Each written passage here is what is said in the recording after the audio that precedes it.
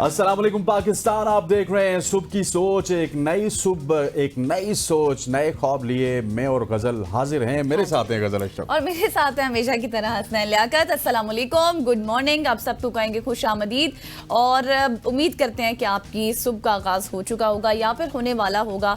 और हमने सोचा कि हम भी अपना हिस्सा डाल दें ताकि मज़ीद हसीन आपकी सुबह को बनाया जा सके।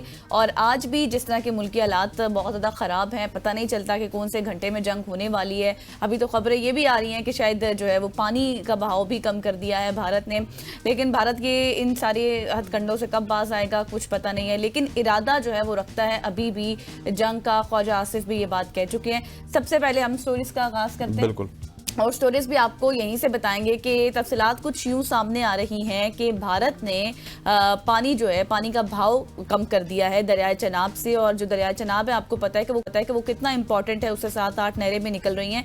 तफसीलात कुछ यूं सामने आ रही हैं कि भारत ने दरियाए चनाब में पर बलगाम डैम से पानी का बहाव कम किया है। और इसी तरह भारत जो है वो दरियाए झेलम पर किशन गंगा डैम पर भी ऐसे इकदाम उठा सकता है। और ये फैसला मकबूजा जम्मू और कश्मीर में हालिया वाकयात के बाद सामने आया है।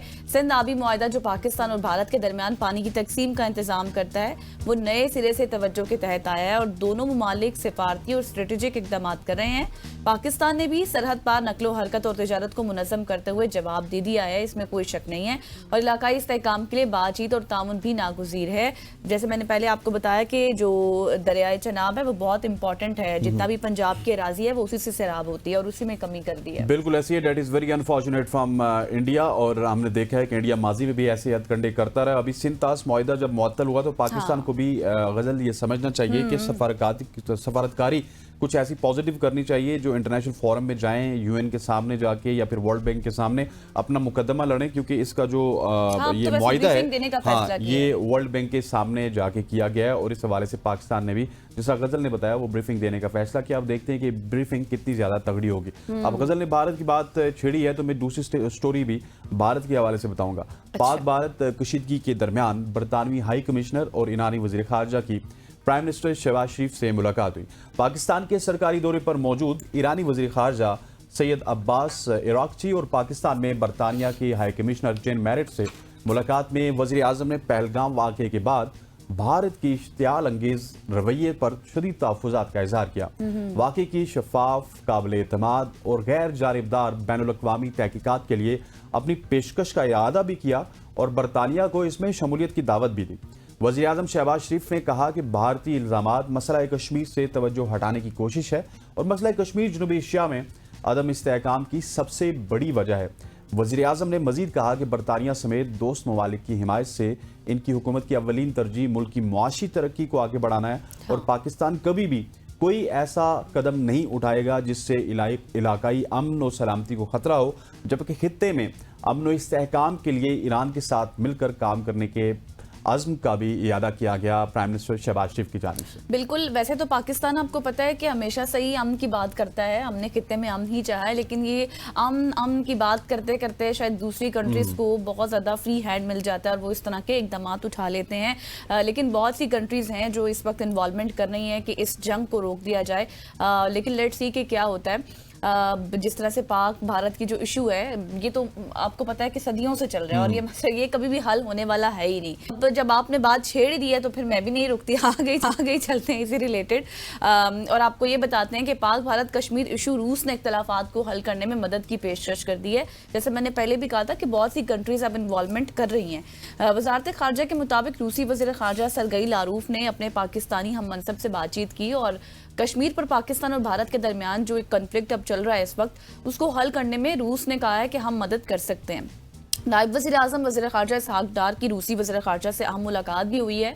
और नई दिल्ली और इस्लामाबाद के दरमियान जो कशीदगी में नुमाया इजाफा हो रहा है उस पर खसूसी तवज्जो दी गई है। और दोनों वज़ीर ख़ारजा की बातचीत इसके 2 दिन बाद हुई जब रूसी वज़ीर ख़ारजा ने हिंदुस्तानी वज़ीर ख़ारजा से बात की और दोनों पड़ोसी ममालिक के दरमियान इख्तलाफात को कम करने के लिए भी जोर दिया जा रहा है। और रूसी वज़ीर ख़ारजा ने सिंतास मुआहदे को इल्तवा में रखने के भारत के एक तरफा और गैर कानूनी इक़दाम की भी शदीद मजम्मत की और इसे इंटरनेशनली सतह पर यानी कि जो बैनुल-अक़वामी जिम्मेदारियों की खिलाफ वर्जी है वो करार दिया है।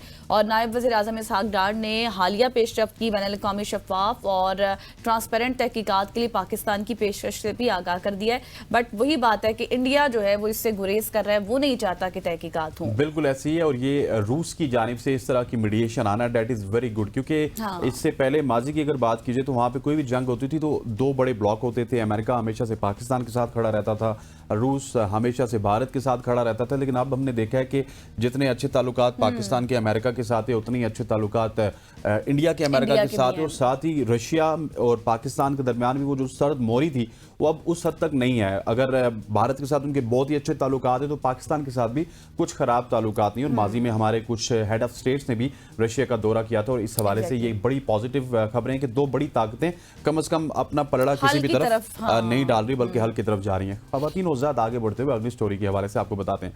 पोप फ्रांसिस वफात से कबल उन्होंने गजा के बच्चों के लिए एक आखिरी तोहफा छोड़ा है।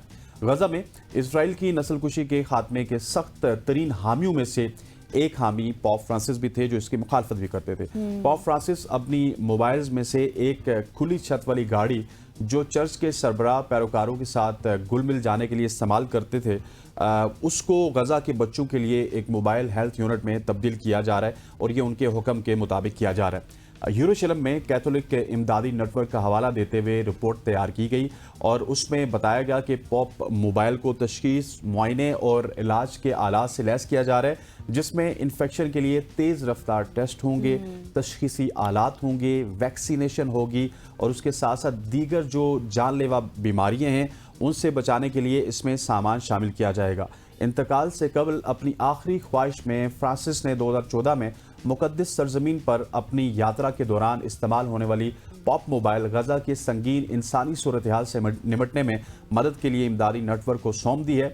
और पॉप फ्रांसिस ने कहा था कि इस गाड़ी को जंग ज़दा फ़लस्तीनी जो इलाके हैं उनमें जख्मियों को और स्पेशली जो गजाई किल्लत के शिकार बच्चे हैं उनकी मदद के लिए इसको इस्तेमाल किया जाए। That is very good. बिल्कुल, दैट इज़ वेरी गुड। और पॉप फ्रांसिस का भी हाल ही में इंतकाल हुआ था, हमने खबर भी आपके साथ शेयर की थी। और देखें कि जिस तरह से जेनोसाइड हो रहा है, अब ये पाकिस्तान और भारत के जो कन्फ्लिक्ट चल रहे हैं, जो मसाइल चल रहे हैं, राय रोज़ हम सुनते हैं, इन सब को देखते हुए वहाँ पर कोई देख ही नहीं रहा कि फ़लस्तीन में और गजा में क्या हो रहा है। वहाँ पर मुसलसल जेनोसाइड हो रहा है, नस्लकुशी की जा रही है, धमाके, बम, मिसाइलों से बच्चों को जिस तरह से किया जा रहा है। और ऐसे में इस तरह के इक़दामात सामने आना यकीनन बहुत ज़्यादा अप्रिशिएट करने वाली बात होती है। और हमें उम्मीद है कि ये जितना कुछ भी गजा के बच्चों के लिए छोड़ कर गए हैं वो उन तक उनको भी मिल जाए।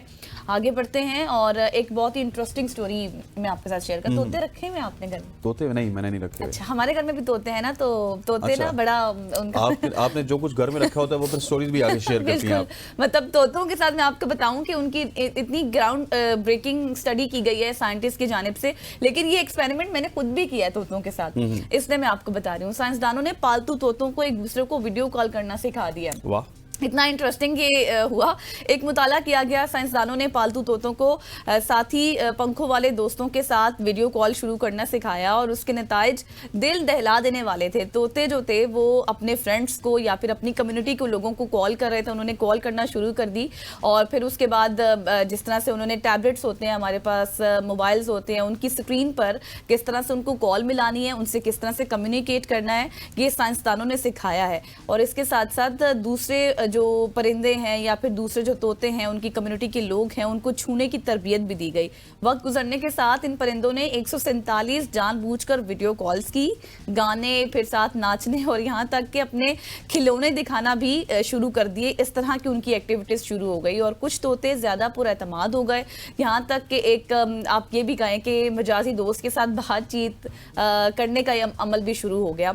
और तहकीक से ये बात सामने आई है कि तोतों ने बास परिंदों के दोस्तों के लिए तरजीहात तैयार की और इंसानों की तरह बाहमी ताल्लुकात इस्तेमाल किए। मेरा ख्याल है कि तोते पता है क्या करेंगे, अस्सलाम वालेकुम, मैं गदल का तोता हूँ, कहते हो ठीक हो, खैरियत से हो, ठीक है, वो बोलते इसी तरह। हाँ, फिर वो कहेंगे गदल दीदी मुझे हसनैन के तोते के साथ मिलवाने ले चलो ना। अच्छा, ये प्रैक्टिस मैं आप सबको कहती हूँ कि आप लोग भी जिन जिन के पास तोते हैं वो अपने घरों में जरूर करना। अपने तोतों के सामने कोई भी टैबलेट या मोबाइल लगा कर रख देना, और कोई भी उन्हीं की कम्युनिटी का तोता जो बोलने वाला हो उनके सामने रखना, और वो कम्युनिकेट करेंगे। और ये हकीकत है, वो एक दूसरे से कम्युनिकेट करते हैं, बातचीत करते हैं। कैसे हो? हाँ, कहाँ चले गए हो, मतलब इस तरह से कम्युनिकेशन होती है। और ये आप अब खुद एनालाइज करेंगे कि किस तरह साइंसदानों ने चलें जी, अब तोते भी एक दूसरे के साथ वीडियो कॉल कर सकते हैं और गजल इस हवाले से बहुत खुश नजर आ रही है क्योंकि उनके घर भी तोता है जो रोज इनको ग्रीट करता है, इनसे गपशप लगाता है। बिल्कुल। और अब मेरा ख्याल है कि इस वीडियो कॉल के आने के बाद गजल वीडियो कॉल पे हमारी भी बात करवाएंगे रोज तोते से और आपकी भी बात करवाएंगे किसी दिन गजल के तोते से कि वो क्या सोचता है, क्या समझता है और क्या वो एबीएन न्यूज का सुबह की सोच का प्रोग्राम देखता है और गजल से कुछ वो भी सीखता है या नहीं सीखता। आगे बढ़ते हैं और आगे बढ़ते हुए आपको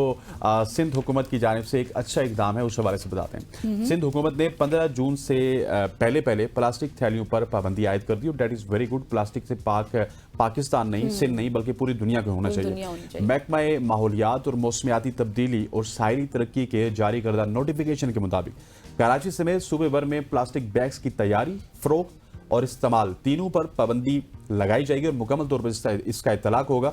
पाबंदी का इतलाक नॉन जो डिग्रेड काले और रिसाइकल शुदा प्लास्टिक के थैले हैं उन पर होगा और महकमा माहौलियात के मुताबिक पॉली बैग्स माहौलियाती तबाही की बुनियादी वजह है और ये सिर्फ एक ऐलान नहीं बल्कि इसे सख्ती से नाफिज किया जाएगा, जबकि पाबंदी के खिलाफ वर्जी करने वालों को सख्त कानूनी कार्रवाई का सामना करना पड़ेगा क्योंकि हुकूमत सिंध में मुकम्मल इसकी अमल दरामद उसको यकीनी बनाने के लिए बहुत सख्त इकदाम सुना है कि वो करने जा रहे हैं और 15 जून से पहले आपको जितने भी प्लास्टिक बैग्स हैं उनसे जान छुड़ाना होंगे। लेकिन ये बहुत अच्छी बात है, आप देखेंगे थ्रू आउट हमारा एनवायरमेंटल पोल्यूशन से कितना इम्पैक्ट होती है, हमारी सेहत कितनी ज़्यादा इम्पैक्ट होती है और इस तरह की कैंपेन्स जो है वो वक्तन फ़वक्तन हमें देखने में मिलती हैं, चाहे वो इस्लामाबाद हो, कराची हो, पिंडी हो, जहाँ पर भी हो प्लास्टिक बैग्स के ऊपर पाबंदी लगाई थी। लेकिन अनफॉर्चुनेटली बात यह है कि हम देखते हैं कि फिर भी शॉप्स पर जब हम जाएं तो हमें इस तरह के बैग्स मिलते हैं, थोड़े अर्से तक के लिए पाबंदी को जो है वो उसका इतलाक होता है, फिर उसके बाद दोबारा से यही कारनामा शुरू हो जाता है। कोई सख्त पॉलिसीज होनी चाहिए ताकि लोगों को सख्ती से पता हो कि कितनी ज़्यादा ये आपकी सेहत पर इफेक्ट करते हैं इस तरह की पोल्यूशन हो जाए तो। बट लेट्स सी कि अब ये जो इकदाम किए गए हैं इससे हमें कोई ना कोई असर नजर आएगा और ये हमारी सोशल स्टोरीज का सेगमेंट था जो हमने खत्म कर दिया। बिल्कुल ऐसी खबर थी। तो यहाँ पे वक्त हो जाता है शॉर्ट सी कमर्शियल ब्रेक का।